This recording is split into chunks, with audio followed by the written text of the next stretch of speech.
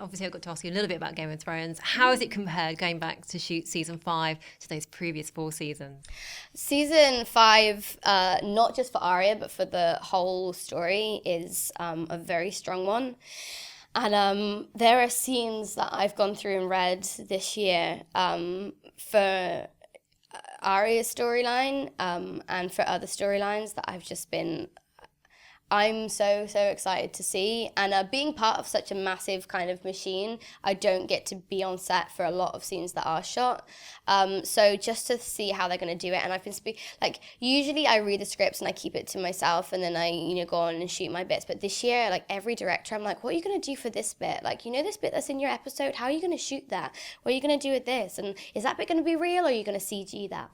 And I've just literally, anyone that I can find, I've been asking questions, all the makeup people and all the prosthetic people, how are you going to do this bit? And it's just so exciting. And I've never been so engrossed into the scripts as I am this year. And after last year's finale, I can't wait for the new year. And that sounds so weird, being part of the show that you're such a massive fan of, but as the show's picking up and getting more intense for every storyline, honestly, I'm such a massive fan. You sound like a little director in the making. Yeah, one day maybe. I don't think I could ever handle something as massive as Game of Thrones, but I'd love to do a little indie thing. What can you tease to people out there who are kind of dying for next year to come around for Arya's storyline? Arya in the new season,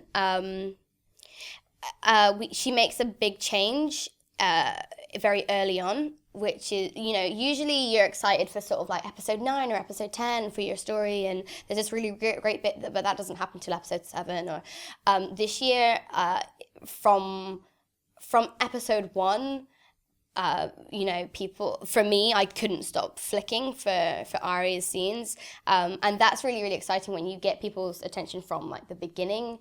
That's what I'm looking forward to. So a big change in Arya from the start, and it doesn't happen gradually like it has over the other years. Wow, fantastic. If you could tell me how you reacted when you saw some of the big scenes in season 4, for example, Oberyn Martell versus the Mountain. That was pretty strong stuff. How did you feel when you watched that on screen? I was absolutely amazed, and every time you think, Jesus, I just did a really hard stunt scene, I'm so great at sword fighting, you watch a scene like that and you're just oh my God.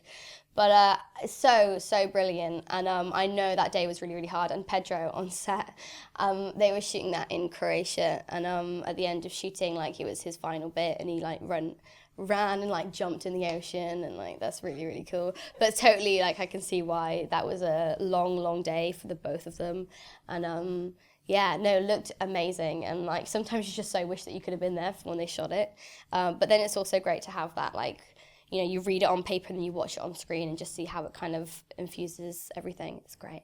And Bran's storyline, talking about family, he's been told that, about the flying, that you will fly. What do you think that means? And do you think warging could run in the family? Yeah, in the books, I know the warging runs throughout the Starks. So I was I can't wait for, Arya to walk into Nymeria, and then Nymeria left in episode 2 or 3 of season 1. That's really exciting. And I think last year Bran's storyline really picked up, and people for a long time were questioning where it was going to go. And then after last year, they've realized that Bran can be an extremely strong contender. Just because he doesn't have his legs, it doesn't mean that he can't do other things. And that's what I love about the show, is that every time you think, you rule that person off, he hasn't got any legs, it takes a massive U-turn, and all of a sudden he can fly.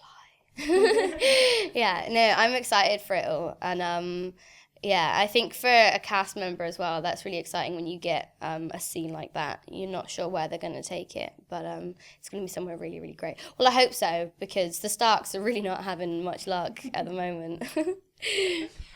We heard that Tom Lashusha, who played Jack and Hagar, is going to be returning. Are you looking forward to working with him again? That's been rumoured, yes. You'll have to wait and see.